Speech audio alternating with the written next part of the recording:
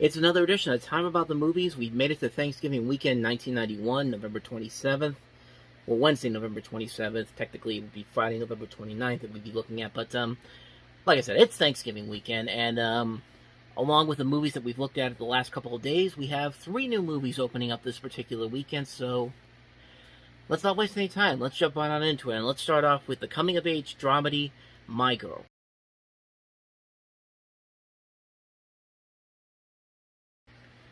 Yeah, people forget that that after the success of Home Alone, Macaulay Culkin usually opened a new movie around this time of the year, the holiday season, because I guess apparently everybody wanted to have their own Home Alone success, because you have Columbia Pictures here with My Girl, and then Fox would have Home Alone 2 the next Thanksgiving in 92.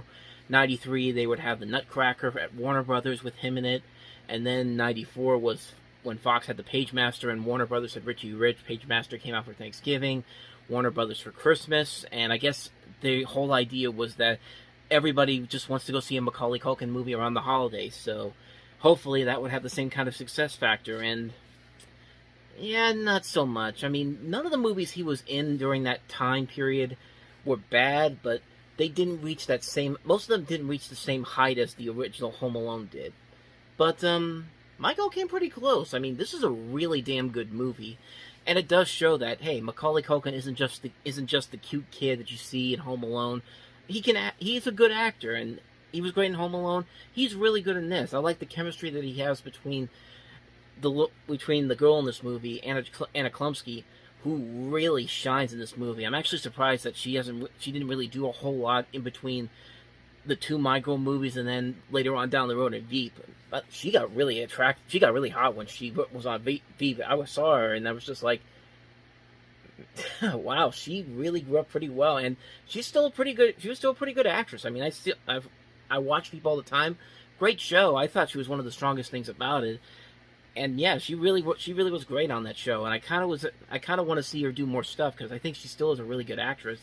But this movie here really does show why shows why she became such a good actress, because for her first film role, this is a really good start to her career, playing probably one of the coolest a person with probably one of the coolest names ever, Veda Sultan-Fuss. I mean, I don't know if that was based off of something the writer had or something with the director or the producer, but that's a great name that they used here, and it's like I said before, it works. It also helps that she's played very well by Klumsky.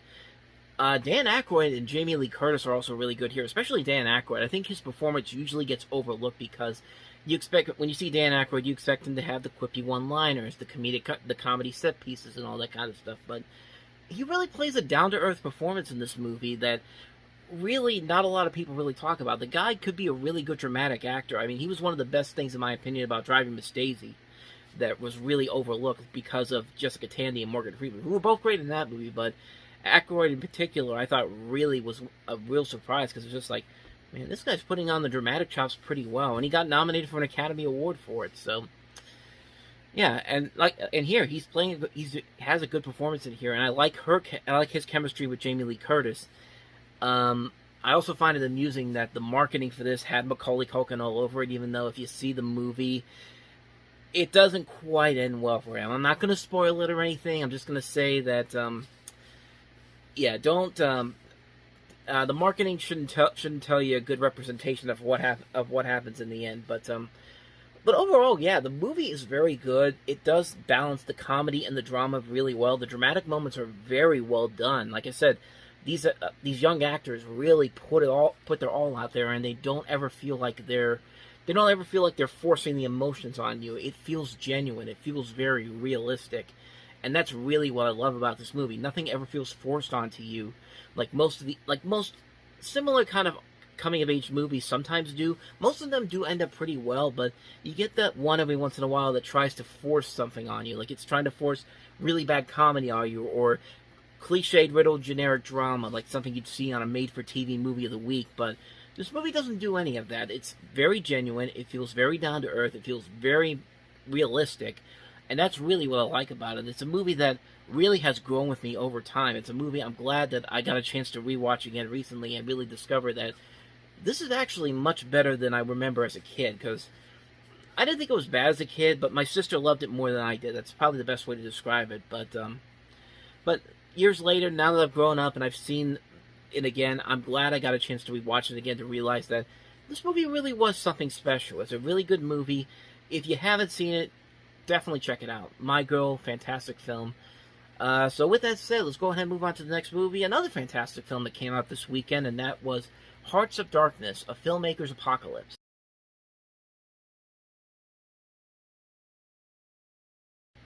So we've had a lot of documentaries talking about troubled movie productions. We've had stuff like Empire of Dreams talking about the production of Star Wars, the original Star Wars from '77, the unsuccessful adaptation of Dune, which was Jodorowsky's Dune, Lost Soul, the documentary about the making of the '96 version of The Island of Dr. Moreau, Lost in La Mancha, talking about the Terry Gilliam's original The Man Who Killed Don Quixote, The Death of Superman Lives, What Happened, Jim and Andy about the making of Man on the Moon, The Sweatbox about The Emperor's New Groove.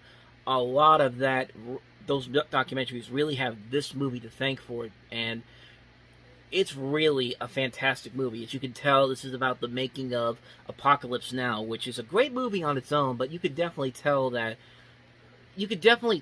there was a lot there that had to have happened behind the scenes, and luckily Francis Ford Coppola's wife, Eleanor, had all this footage showing behind the scenes of the making of this movie and how it took so much money and so much time that it nearly killed the strong career of Francis Ford Coppola, who were just coming off two very successful movies in The Godfather and The Godfather Part 2, both that won Best Picture.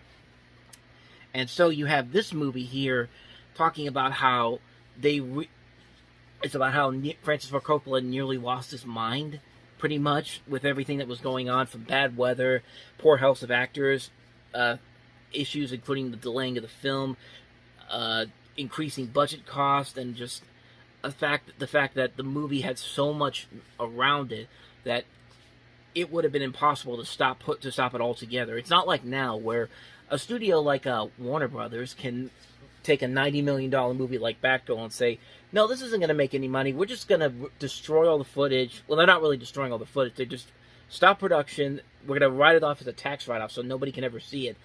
You could never do that with a movie like this in 1979. They would have destroyed that studio head for that. But evidently not today's case. But I did hear recently they were going to do that the other movie they canceled production. They were going to let them finish Scoob Holiday Hunt. So fingers crossed that maybe one day Batgirl will eventually get a chance to be finished. But I'm getting completely off subject here. Let's go back to this movie here, because this is a really good documentary. It's a really good documentary mixing the old footage with the newer footage with the people involved in the project, including Robert Duvall, Dennis Hopper, George Lucas, John Millis, one of the co-writers, Martin Sheen, just these great people talking about the making of this film that was really an adventure to make, and it definitely shows in this documentary. Something I found interesting was that one of the directors of this Fax Bar later went on to do create Mad TV, which is, of course, the most successful competitor to Saturday Night Live in late-night television.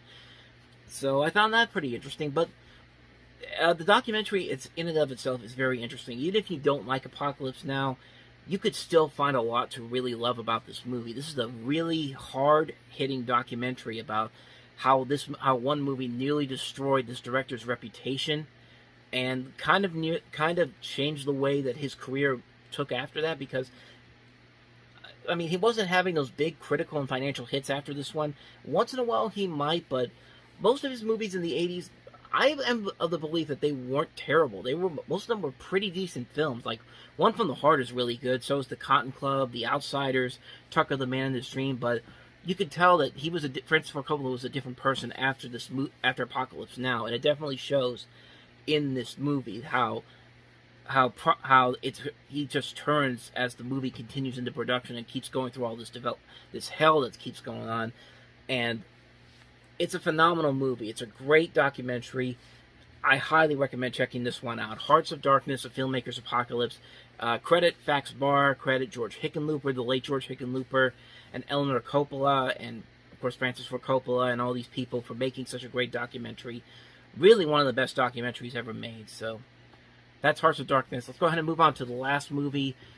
easily the worst of the three movies that we have this week, and that is Amanda Donoghue in Paper Mask.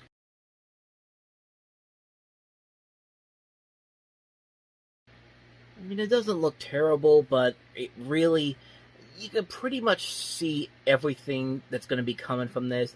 You can tell what the twists are going to be. You can tell what's going to happen. You can tell what's going to happen between these two.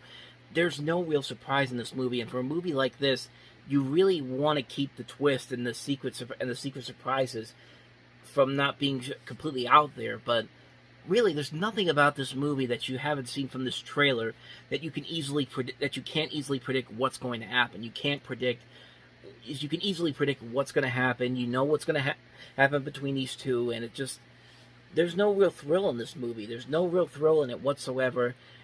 It's a movie that really doesn't work. It has some potential to it, but it just doesn't really work as much as I think they wanted it to. So, like I said, easily the worst movie of the three that we had this week, but that's Paper Mask for you. And so on that note, we wrap up another edition of Time About the Movies. When we meet again next time, we'll jump into December. We've got 6 movies to look at, the biggest one being, of course, Star Trek VI, The Undiscovered Country. We also have At Play in the Fields of the Lord. We also have Kafka, we have Convicts, Let 'Em Have It, and also December. So we will look at 6 movies next time, which will be on Sunday. And then, by this time next week, we'll already be into 1992. So we're moving along with this pretty well, considering that, well, I started doing this in late February, and we're already heading into 92 as we get into September. I mean, we're moving pretty fast here, so...